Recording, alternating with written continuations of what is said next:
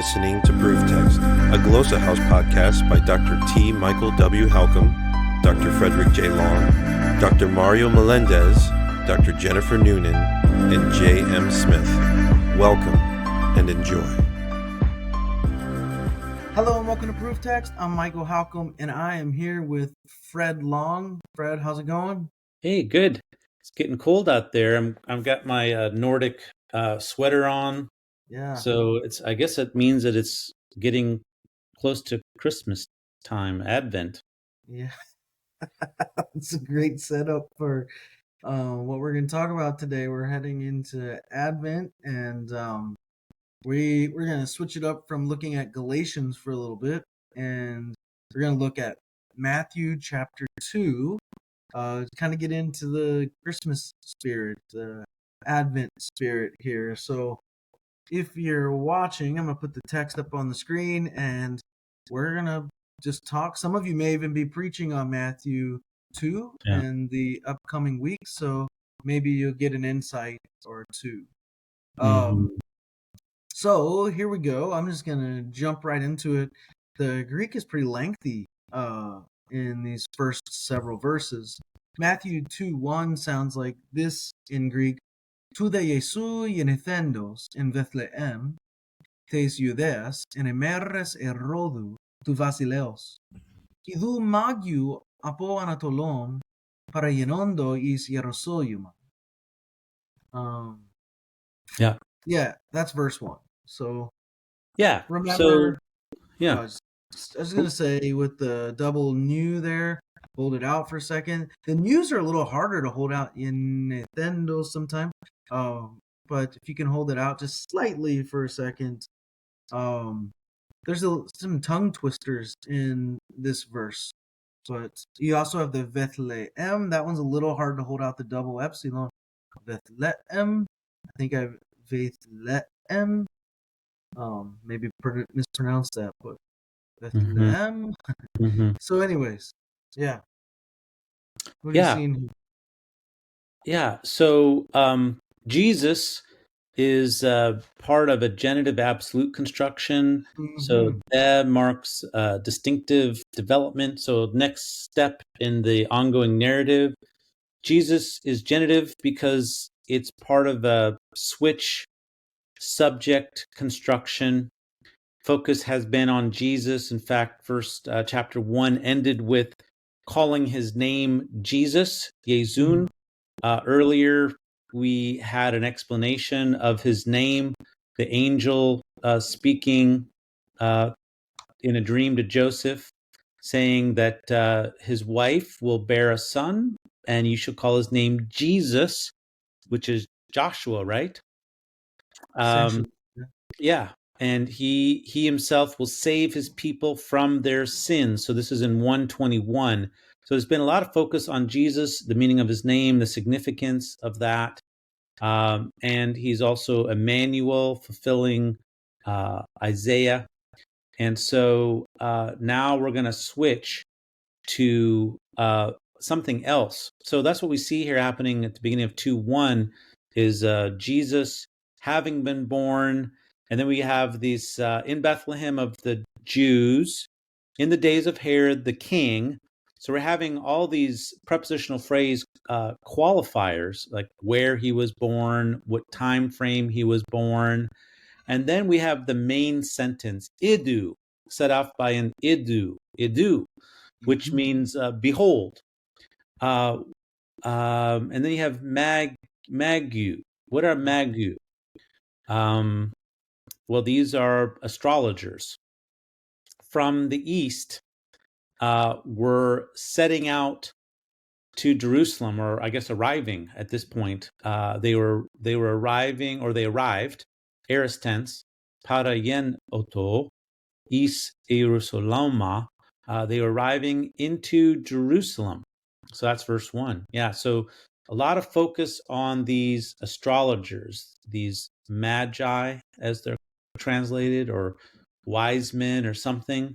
But really, they are crazy. It drives me crazy when I hear people call them kings, we three kings, or even the wise men. Why not just use Sophie then? You Yeah. know, they're magi. So I tend to just transliterate this term instead of Yeah. translate it when I use it. Behold, magi. So the NASB study notes say a cast of wise men specializing in astronomy, astrology, and natural science. Keener, in his background commentary, says that they were not wise men, Yeah, but were pagan astrologers whose divinatory skills were widely respected in the Greco-Roman world. Astrology had become popular through the science, quote unquote, of the East, and everyone agreed that the best astrologers lived in the East. And the Old Testament explicitly forbade such prognostication from signs, prescribing true prophecy instead. And this idea of focusing on the stars carried over into Roman imperial ideology even at this time. So Augustus was the emperor. He was declared a son of God because his adoptive father, his father who adopted him, Julius Caesar, was believed to become a god, a divinity, because within a week of his death, Halley's Comet showed up into the sky, and they actually have coins minted with a star over Julius Caesar's head, indicating that he became a god in the Roman understanding, and that made Augustus a son of God. So stars and divinity and signs and portents, these all go together. And so there's something interesting happening here because these astrologers from the East who were very good at what they did saw something and they came to Jerusalem. Yeah. yeah, yeah. So I mean, so the first thing. I mean, we can kind of ruin Christmas for people, but the first thing is they're not wise men. They're not Yeah. kings. Kings. They're magi. The other thing is that in antiquity, right, these astral phenomena were typically included in the birth narratives of prominent figures. Mm-hmm. Um, right, so we read that about like Plato, right?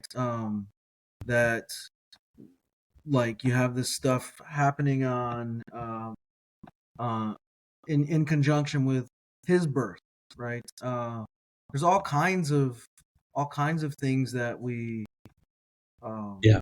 we see associated with the Yeah. births or the birth narratives Yeah. of prominent figures, and so Jesus isn't unique in this regard that his Mm-hmm. story contains this, but Mm-hmm. is in fact in line with how the wider culture uh, Yeah. reacted. So, right when Yeah. Plutarch he's talking about the birth of Alexander the Great, he says that uh, the night before um, his mother and father went into the bridal chamber, there was a peal of thunder, and a lightning bolt hit his mother's womb, and a great fire was kindled from the strike, and then things broke into flames, um, and then later Philip saw a seal on his wife's womb, and there was an engraved image of a lion on it, and like there's all these kinds of things.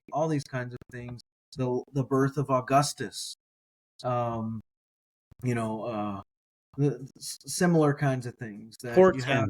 Portends Yeah, surrounding yeah, birth of significant figures. yes. So a really good book to see a bunch of these examples is David, the one edited by David Cartledge and David Dungan, titled "Documents for the Study of the Gospels." There's a whole Mm-hmm. chapter in there on this. Mm. Yeah, and so it's really good. That's what I'm looking at right now as we're talking. So Huh. um, a bunch of these kinds of things. So we're not Yeah. saying, of course, Jesus isn't unique in his own way, but just saying that the astral phenomena associated with the birth of Jesus, that was very commonplace Yeah. uh, in the Yeah. lives of prominent figures. And and how to understand that? Well, God meets us where we are and communicates to us in ways that we can understand. And in a major way, this kind of astrological phenomenon was broadly recognizable and understandable. And when we get to the next verse or so, where it describes the nature of the star, there actually is phenomenon that occurred. There's a DVD, a medical doctor, began researching this, and whether you believe his proposal or not, there's some pretty fantastic stuff that was happening in the skies. It looked like a new star appeared. It was two planets that came into alignment. I forget which ones, Jupiter, maybe Venus, and they were in the constellation of Leo and Virgo. So there's kind of this weird stuff going on that was unique. And you can, we have these star charts. We can actually go back and know what the star patterns with the planet patterns look like.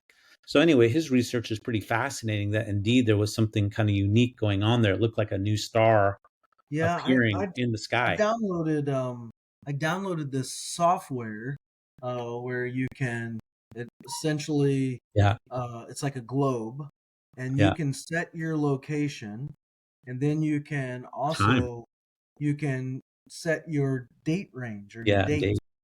And so you can actually go back and place yourself in Bethlehem, and then at the date, so you need to be 4 BC or 6 BC, right? Because Jesus wasn't born in the year 0 or year 1, right? I think he's probably born in the year 4 BCE.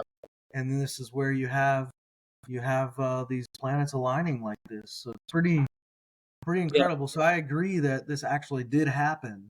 Whereas, and we have to understand phenomenologically how they're describing it. It wasn't that the star was moving, but like they could see it move, but on different nights, as you start looking at this phenomenon, it was moving, so it was moving over a series of days and maybe weeks. I'd have to review it. So we think of it as bouncing around as they're looking. No, it's a, as they keep seeing that in the night, day after night after night after night, they could see a certain trajectory that it was following, and knew something significant was happening over Jerusalem, because that's the direction that they were seeing it, I guess. So how about verse 2? Legondes, so this is picking up from the previous verse. Tou estino tekthis vasilevs ton Judeon, idomen garrav tu ton asterra in de Anatole, de elthomen proskinese avto. Yep. So I don't have anything to say here. Yeah. You can jump right into it. So they arrived in Jerusalem saying, it's almost like they entered through the gates and their mouth was open up and they just began saying right away. So the Greek has this participle that is explaining the nature of their arrival, which is in the form of this question. Who? Where? Where is the one born king of the Jews? So they arrived for a particular purpose, that is to find out exactly where he arrived. So this is a direct question, where he was born. And then the support that they give is indicated by the gar. The sentence started with the gar, which is placed second. Idam in gar, for we saw. And then notice the his star. The his is fronted for emphasizing the ownership or the relationship of that star. It really wasn't so much because we saw the star, we saw his star. And so we saw this, and so we're thinking, okay, something significant is happening right now. And so we saw his star in the east. So while they were in the east, they were looking west and they saw this star, and so they traveled.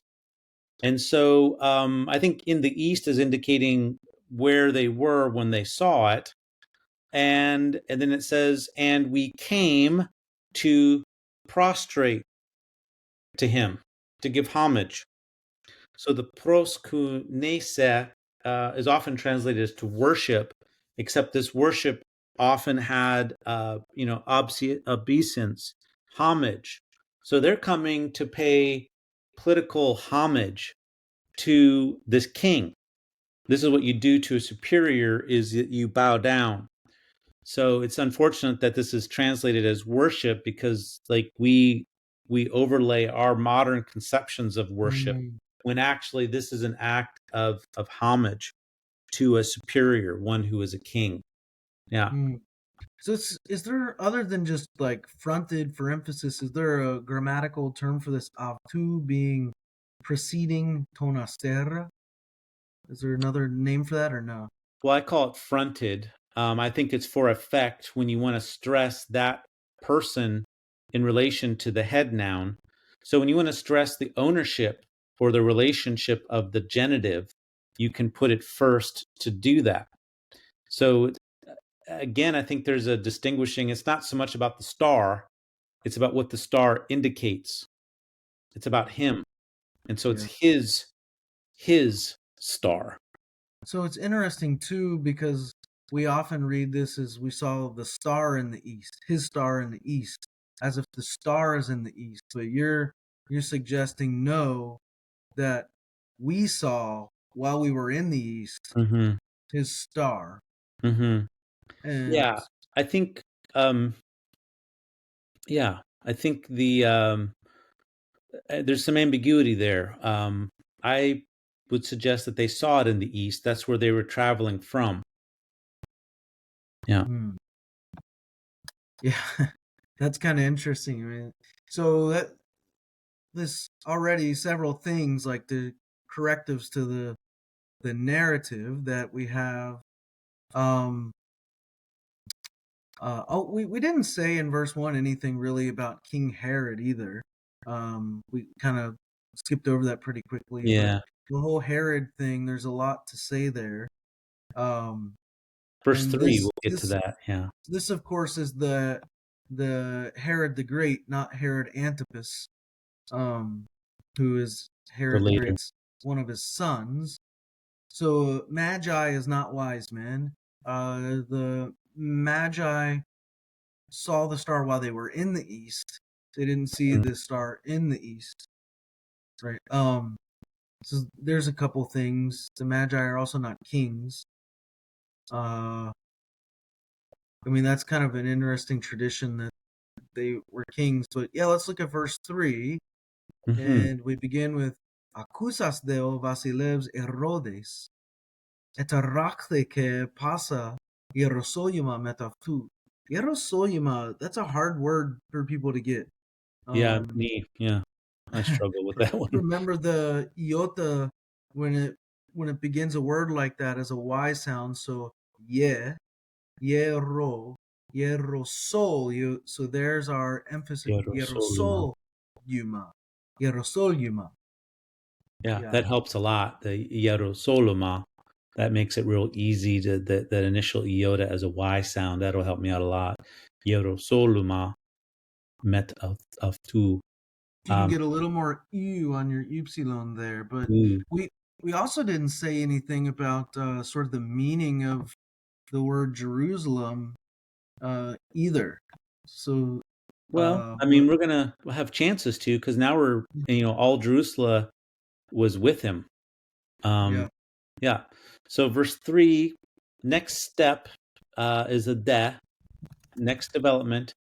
Now we're introduced to Herod as an agent. He's subject to King Herod. Hearing, having heard, was troubled.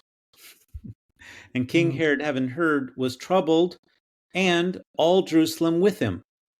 So this is an interesting construction because all Jerusalem with him is nominative case as well, inclusive scope, and yet the main verb is third singular. Tarakhe is third singular, aorist passive indicative. So what this means is you have a compound subject, which would require a plural verb, but instead you have a third singular verb.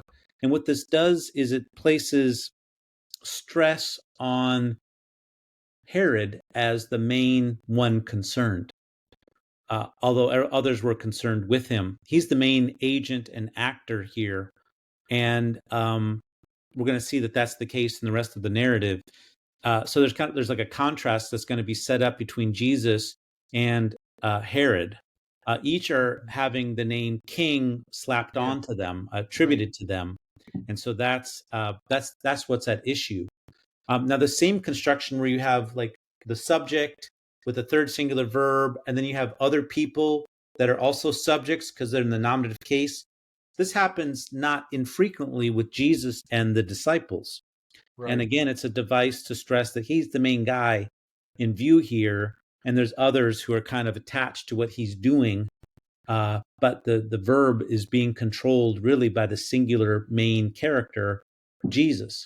And here, that singular main character is Herod as the king. Yeah. It's interesting. I mean, thinking about the name Jerusalem here, because Jesus isn't mentioned in this verse. But where there's Yeru or Yero, and then you have Soyuma, it can mean something like that Yeru, they will witness or they will see, and then Soyuma, we often Shalom. The essentially the Greek is transliterating the Hebrew here, so they will see peace, or if you take a broader view of Shalom, like completeness, wholeness, and they will see completeness, which is kind of interesting to think about, or they will see peace, right? So you have, well, King Herod heard and was disturbed, and everyone will see peace with him, or see completeness with him. You see what I'm saying? It's kind of a punny, perhaps a punny thing going on here, because they don't have to say and all Jerusalem. They could have just said Kepasa Metavtu and everyone with him. Yeah. So it's very fascinating that they stick the word Yerosoyuma in there, meaning they will see peace or they will see wholeness or completeness with him. Yeah. That's just kind of funny, and maybe it's like a punchline a little bit. Yeah. There's an irony, certainly an irony there. We think of John's gospel as carrying a lot of irony, but there's irony here, particularly when it's paired with the verb tarasso, which means disorder or like a disturbance. Right. It can refer to like an agitation of the mind, but also of like civic unrest, even like revolt and very serious disturbances civically, politically. Yeah. We've been reading Galatians for a while, right? And in Galatians 1, Paul calls the people he's dealing with euterasondes, the troublemakers. The same word here. Yeah. Same roots. So this is leading to some social disruption of some sort. Yeah, which is very serious business. But it's interesting that in the midst of the trouble, being troubled or the being disturbed, that everyone will see peace with him. I don't know. I just love that. I think it's incredible. Well, verse 4 says, Kes yunagagon pandas tus arhieris ke grammatis tu lau epiunthanato parathon puo Christos yenate. Yeah, just a couple double letters in there with the grammatis and yenate. But other than that, nothing really to point out here in the way of pronunciation. Yeah. So who's the subject here, and what's the information structure? The ke connects it, just adding something to the unfolding scene. So not a new development, just kind of adding to the scene. Herod is the actor. So we have the synagogon gathering together. This is a participle, probably providing a framework for the main verb. The main verb occurs later, apunthanato, which means inquiring. He was inquiring, imperfect tense.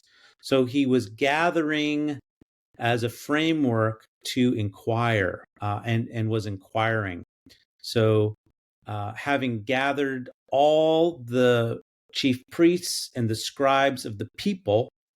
Yeah, I don't. Why does it translate it on all the? Oh, it says all the people's chief priests and teachers of the law. I see. Yeah. Yeah, they're maybe trying to make a decision that the people is modifying chief priests as well, not just scribes, I suppose, by putting that forward in the English translation there, whichever translation you're working with. Yeah. So having gathered them all together, these leaders, people who are in the know, the chief priests and the scribes of the people, these are the people who should know. And then it says he was inquiring from them where the Christ was to be born or is born. Pu o Christos yenate, is an indirect question. The direct question would be, where is Christ going to be born? So Greek retains the original tense of the original question. So here it's present tense, even though in English, so yenate is present indicative, even though in English we translate that as the past, because that's how we render our indirect questions. Where the Christ was to be born or was being born. Literally, though, is where the Christ is being born. So he was inquiring from them where the Christ is being born. So do you Because think that's, that's correct? Do you think, I mean, you wouldn't put a raised dot after Afton and turn this into a direct question? You would leave it an indirect question? well, I mean, you could make it a direct question. That's what makes it so tricky, is that the Greek construction, either way, is going to be present tense. And so we can't use that as a basis. So yeah, I mean, it's possible to, and he was inquiring from them, comma, where's the Christ being born? Possibly. Yeah. And that might make it certainly more dramatic, right? It would make it more dramatic, more dialogical. I wonder if the fact that we have the imperfective aspect, the imperfect tense used for the verb inquiring, if that's why maybe they chose to make it an indirect question. In other words, we could understand the imperfect tense a couple different ways here. You could understand it as a habitual kind of question, like something that he was doing. He kept asking them, but that becomes a little bit problematic, because how often is he gathering them all together? Right. Is he gathering them this day, then a couple days later he says, now come on, have you figured it out yet? Now come on, have you figured it out yet? So that could be one way to construe the event, that you could maybe work with the imperfect tense here to say that he kept on inquiring from them. But the problem is how many times is he gathering them? Yeah, or I mean, it could just be inceptive, right? And he began. Yeah. Well, I mean, yeah, it's a usage thing, category, label that we put on it. I'm a little bit suspicious of those labels.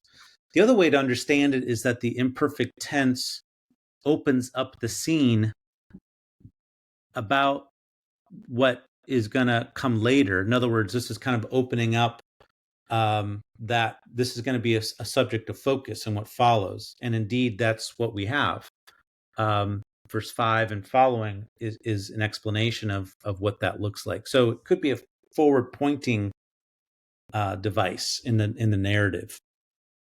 I would also just say, I mean, seeing Christos lowercase here is kind of interesting, because I know he's not referring specifically to Jesus yet, but I also don't like how the NIV translates it Messiah.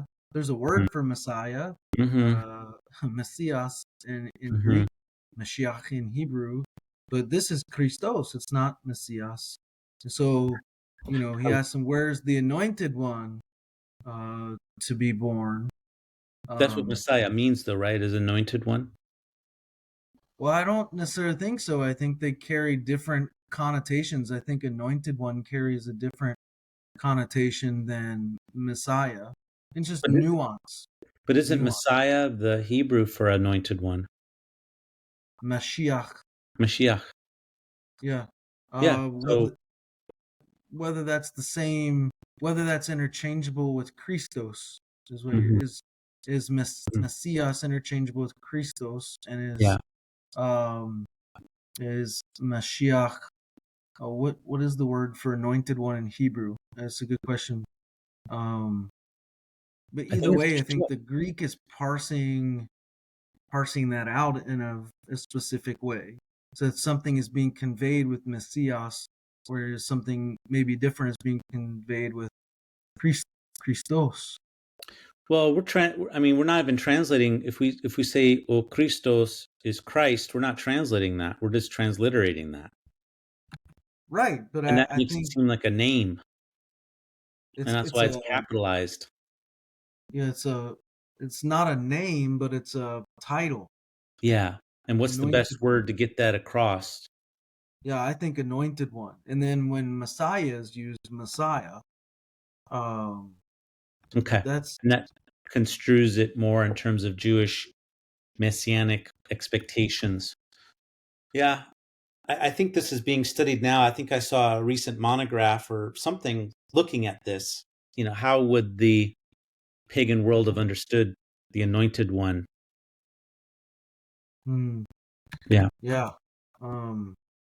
So we have different terms that deal with anointing in Hebrew, but Mashach can be one.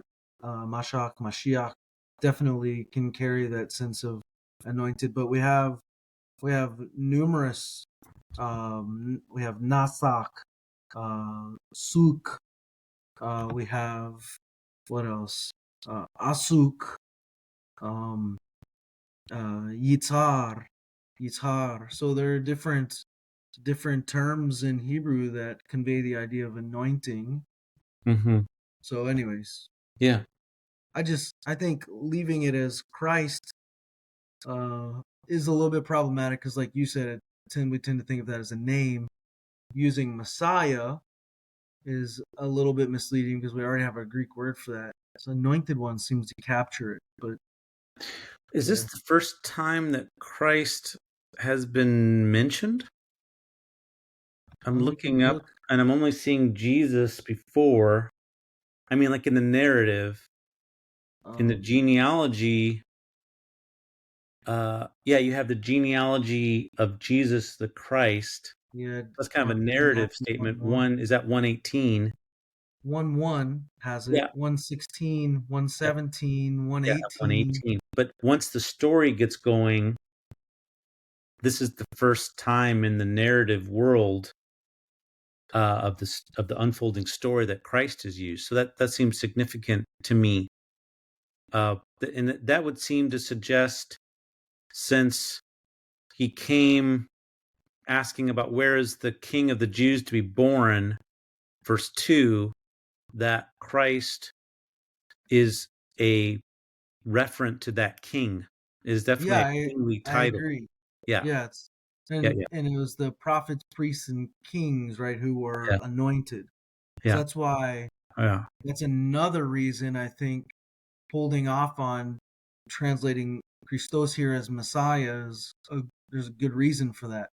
So we don't lose that king imagery. Um, But I think Messiah is the king. Isn't Messiah yeah, always certainly king? there's overlap. I'm Yeah, not trying to say that there isn't connection or overlap, but I want to be able to parse out some of the nuances of what is a Christos versus a Vasilevs versus yeah, a Messias. yeah, What are all these terms yeah, connoting? yeah. I think it is important here that the question, where is the king born? Where is the Yeah. Christ born? Those are overlaid. However we Yes. translate it, we have to convey that Herod I, understood yeah. this I think figure that. to Yeah. be I think king. like when I think of Messias, I think of this um the uh the leadership sort of aspect of the Christos. So the Hmm. um, particularly like from a socio-political standpoint, and if Jews were waiting for the Messiah to come and overthrow Rome, you know, Yes. part of the narrative. That's what the Messiah does. Yeah.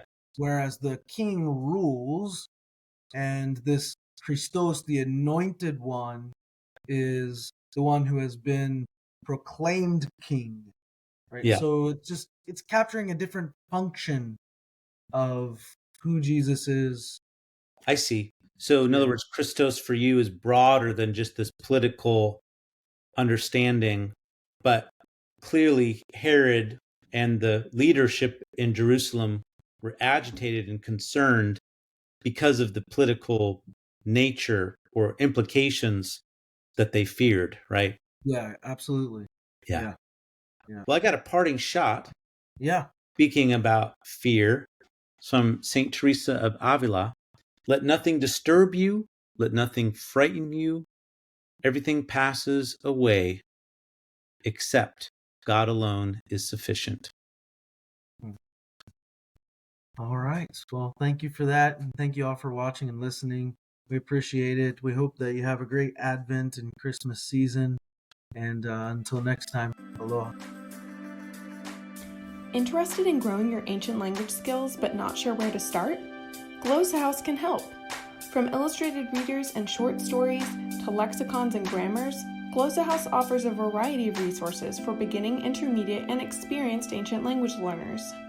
Head to glossahouse.com today. Glossa House, language resources for the global community.